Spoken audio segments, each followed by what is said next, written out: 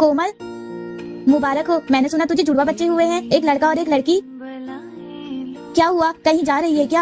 हाँ, बेटी को अनाथ आश्रम छोड़ने। दो बच्चे नहीं संभलते मुझसे। पर कोमल, बेटी तो लक्ष्मी का रूप होती है, तू इसे अनाथ आश्रम में कैसे छोड़ सकती है? अगर तुझे इतनी दया आ रही है तो ले, तू ही पाल ले इसे। क्यों, अब क्या हो गया तुझे? हाँ ला, आज से ही मेरी बेटी होगी। अरे कोमल, तू आना, बैठ। अरे नहीं अन्नू, मैं तो बस तुझसे मिलने आई थी। और सुना? क्या बताऊँ यार, मैं परेशान हो गई हूँ। मेरा बेटा पूरे दिन आवारा लड़कों के साथ घूमता रहता है। मेरी छोड़, तू बता, तूने अपनी बेटी की शादी की या नहीं? नहीं यार, मुझे उसकी शादी की तो कोई टेंशन ही नहीं है। एक से एक और अच्छे घर के रिश्ते आ रहे हैं उसके लिए। मेरी बेटी अफसर जो बन गई है। अफसर बन गई है? हाँ कोमल, मुझे बहुत गर्व है मेरी बेटी पर। वो मेरी बेटी है, मैं उसे लेने आई हूँ। माँ, बेटा, मैं तुम्हारी माँ हूँ, मैं तुम्हें यहाँ लेने आई हूँ। नहीं, मैं आपके लिए उस दिन ही मर गई थी जिस दिन आपने मुझे अनाथ आश्रम छोड़ने के बारे में सोचा था। मेरी माँ सिर्फ ये है, समझी आप? जा मेरे लिए पानी लेके आ। भाभी, क्या है, क्यों मार रहे हो छोटी को? मैंने कहा मारा, मैं तो बस पानी मांग रहा था। भगवान ने तुम्हें पैर दिए ना, जाओ खुद जाके ले लो। बेचारी बच्ची पढ़ाई कर रही है। पढ़ाई कर रही है? छोटी, इन्होंने तुम्हें मारा क्या? हाँ भाभी। अरे बहन, प्लीज मना कर दे, मैं तुझे 500 रुपए दूंगा। नहीं भाभी, नहीं मारा था। ला मेरे पैसे। हाँ, ये ले। भाप।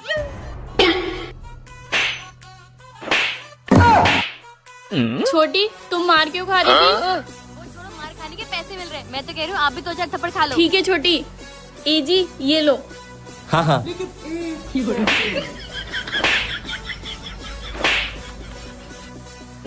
बाबू, पैसे तो खत्म हो गए। कोई बात नहीं जी। भाभी, लगी तो नहीं? वो सब छोड़ो छोटी, पैसे गिनो कितने आए। देवरानी जी, आपका कमरा तो बहुत अच्छा लग रहा है, तो मैं सोच रही हूँ क्यों ना मैं यहाँ शिफ्ट हो जाऊँ और आप मेरे कमरे में। वो दीदी, माँ जी ने ये कमरा दिया हुआ। ये तुम्हारा कमरा है या माँ जी का? माँ जी का कॉल? लगता है ये बुढ़िया 100 साल जिएगी।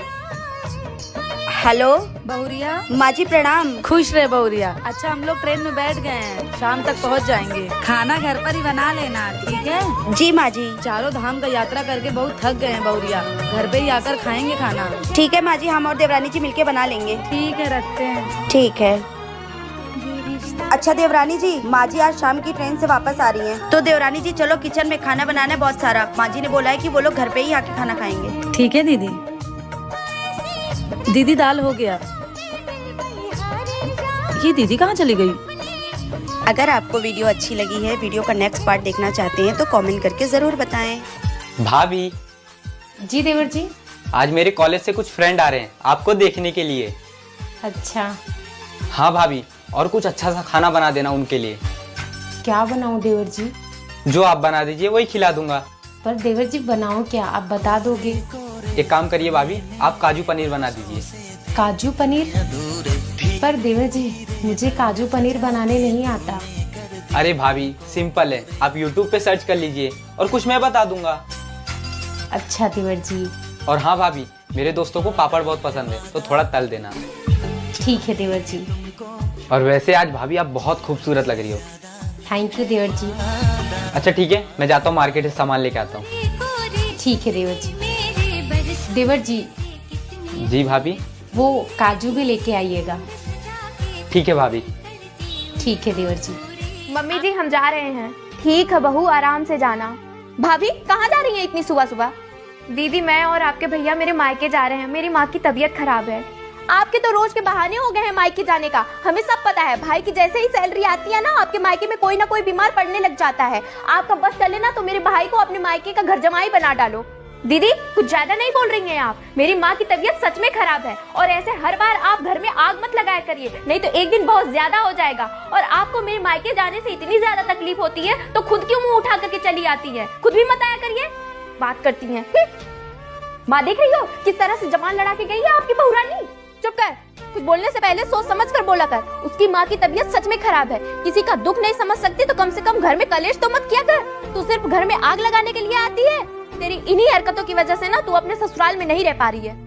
माँ चुप। किसी पेड़ के कटने का किस्सा ना होता अगर कुल्हाड़ी के पीछे लकड़ी का हिस्सा ना। मालकिन, रात का खाना बचा हुआ है, उसका क्या करूं? कितनी बार बोला है, हमारे घर में कोई बासी खाना नहीं खाता है। लेके जाओ, फेंक दो। ठीक है मालकिन। मालकिन, सारा काम हो गया, अब मैं निकलती हूँ। ठीक है।